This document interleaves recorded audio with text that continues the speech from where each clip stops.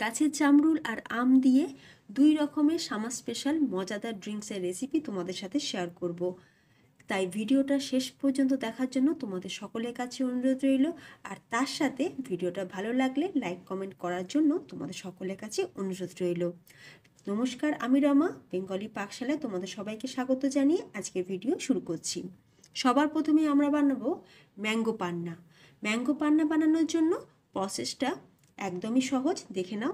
প্রথমে আমগুলোকে কাঁচা আমকে ভালো করে ধুয়ে বোটাটা কেটে নিয়ে এবার আমরা আমটাকে জলে সিদ্ধ করে নেব। তোমরা চাইলে প্রেসার কুকারে 2-3টে সিটিও দিয়ে নিতে পারো। যতক্ষণ আমটা ঠান্ডা হচ্ছে অন্যদিকে একটা মশলা বানাবো। নিয়ে নিচ্ছি 1 চা চামচ গোটা জিরে, 1 চা চামচ মৌরি, সাথে দিয়ে দেবো কয়েকটা গোলমরিচ আর 3টে গোটা শুকনো লঙ্কা। এই মশলাগুলো ড্রাই রোস্ট করে নিয়ে তারপরে মশলাগুলোকে আমরা ক্রাশ করে রাখবো। আমরা কিন্তু মশলাগুলো পুরো একদম গুঁড়ো করে পাউডার বানাবো না। এইভাবে আমের পাল্প বার করাটা খুবই সহজ। আমটা ঠান্ডা হয়ে গেছে, আমের গায়েতে একটা কাট লাগিয়ে দিয়েছি। এবার আমের খোসাটা থেকে আমের পাল্পটাকে প্রথমে চামচ দিয়ে চেঁচে বার করে নিলাম। এবার আটি থেকেও আমরা পাল্পটাকে চামচের সাহায্যে চেঁচে বার করে নেব। এইভাবে পাল্প বার করাটা কিন্তু খুবই সহজ হয়, তবে তোমরা তোমাদের প্রসেস মতন আমের পাল্পটা বার করে নিতে পারো।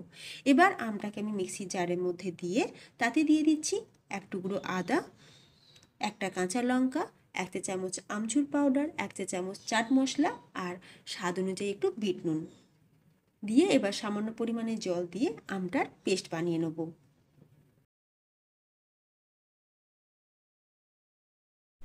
এবার গ্যাসের উপর একটা কড়াই বসিয়ে তাতে দিয়ে দিলাম 1.5 কাপ চিনি। ওজন হিসাবে ধরলে এখানে 250 গ্রাম চিনি নিয়েছি, তবে চিনির পরিমাণটা তোমরা আমের টক অনুযায়ী ব্যবহার করবে। চিনিটা মেল্ট হওয়ার জন্য দিয়ে দিচ্ছি 1 কাপ জল। এবার খুব ভালোভাবে ফুটে গেলে আমি দিয়ে দেবো লেবুর রস। একটু লেবুর রস দিয়ে দিলে চিনির মধ্যে যে ময়লা থাকে সেগুলো দেখবে উঠে আসবে, ময়লাগুলো ওপরে ভেসে যাবে, তো সেগুলোকে আমরা তুলে ফেলে দিতে পারবো। এবার আমের পাল্পটা আমি ছাঁকনির মধ্যে ঢেলে দিয়ে আমের পাল্পটাকে আমরা ছেঁকে নেব। এইভাবে ছেঁকে নিলে আম পান্নার মধ্যে কোনো রকম আমের আঁশ কিন্তু থাকবে না।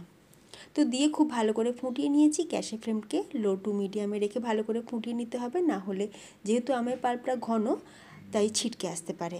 এবার 5 থেকে 6 মিনিট ফুটিয়ে নেওয়ার পর গ্যাসের ফ্লেমটাকে অফ করে দিয়ে যে ভাজা মশলাটা আমরা রেখেছিলাম সেই মশলাটাকে দিয়ে খুব ভালো করে একবার মিক্স করে নিলাম।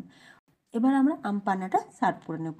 সেই জন্য গ্লাসের ধারেতে একটু লেবু মাখিয়ে নিয়েছি আর নুন আর লঙ্কা গুঁড়োতে কোট করে নিয়েছি।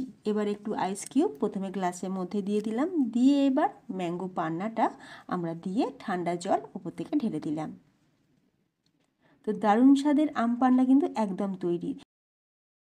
এবার বানাবো গ্রিন ম্যাঙ্গো পান্না। তো গ্রিন ম্যাঙ্গো পান্না বানানোর জন্য কিছুই না, একই রকমভাবে গ্লাসের মধ্যে বরফ দিয়ে তাতে ম্যাঙ্গো পান্না দিয়ে সাথে এবার দিয়ে দিতে হবে একটু পুদিনা পাতা বাটা। ফ্রেশ পুদিনা পাতা আমি একটু বরফ দিয়ে পেস্ট করে রেখেছিলাম, তো পুদিনা পাতা বাটাটা দিয়ে দিলাম, দিয়ে এবার ঠান্ডা জল দিয়ে মিক্স করে নিয়েছি। তো দারুণ স্বাদে আম পান্না একদম তৈরি। এই গরমে রিফ্রেশিং ড্রিঙ্ক হিসাবে তোমরা এই রকমভাবে আম পান্না বানিয়ে নিতে পারো। আর এইভাবে বানিয়ে কিন্তু তোমরা ফ্রিজ ছাড়া যেমন 1 সপ্তাহ বাইরে রাখতে পারো, তেমনি ফ্রিজের মধ্যে 1 থেকে 2 মাস রেখেও খেতে পারবে। দেখো এবার বানিয়ে নেবো জামরুলের জুস। ঠান্ডা ঠান্ডা কুলকুল। প্রথমে জামরুলগুলোকে ভালো করে পরিষ্কার করে ধুয়ে নিয়েছি। এবার জামরুলগুলোকে কাট লাগিয়ে নিচ্ছি, একটু ছোট করে কেটে নিয়েছি। এই যে দেখো জামরুলের ভেতরের অংশটাকে বাদ দিয়ে একটু ছোট করে কেটে নিলাম। এবার আমরা জামরুলগুলোকে দিয়ে দিচ্ছি মিক্সি জারের মধ্যে। এবার দিয়ে দিতে হবে জলজিরা।